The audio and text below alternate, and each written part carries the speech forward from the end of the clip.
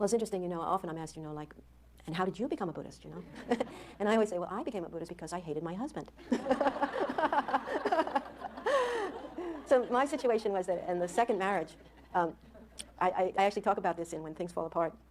I was innocently drinking a cup of tea in front of our house in New Mexico on this beautiful day, and my husband walked around the corner and told me that he was having an affair with somebody and that he wanted a divorce. Then it turned out he had been having quite a few affairs with quite a few somebodies. So I was so undone by this. And I think actually I've met a lot of people since that for some reason divorce is always painful, and what you feel as betrayal is always very painful. But sometimes, more than other times, something completely is like an annihilation. Something that happens to you in your life like annihilates you. And I could not get any ground under my feet.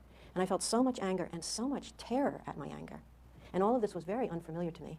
And I had managed pretty successfully up to that point in my life, and I think I was 35 or something like that, to kind of be easygoing and friendly and warm-hearted and always looking on the bright side. And wow, that was gone. You know, I kept having all these fantasies about going up and burning down his house, you know, and hurting her child, and, you know, breaking all the windows, and whoo, it was like heavy duty. And I was afraid of my anger, but also there it was. So I started looking in a major way.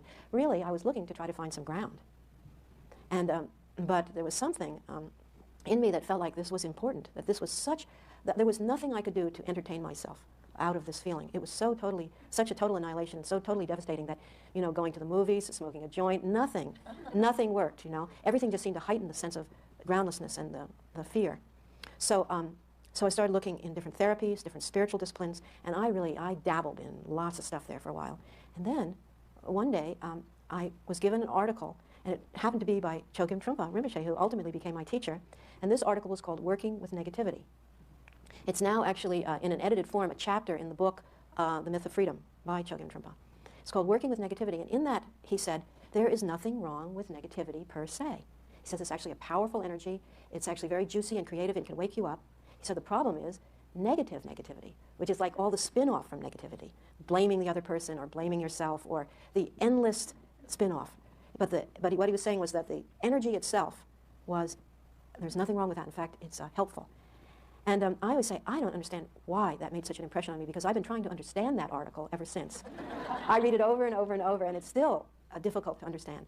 But when I read it, it was the first thing that made any sense to me, that what I was feeling was actually a key to something rather than an obstacle to something.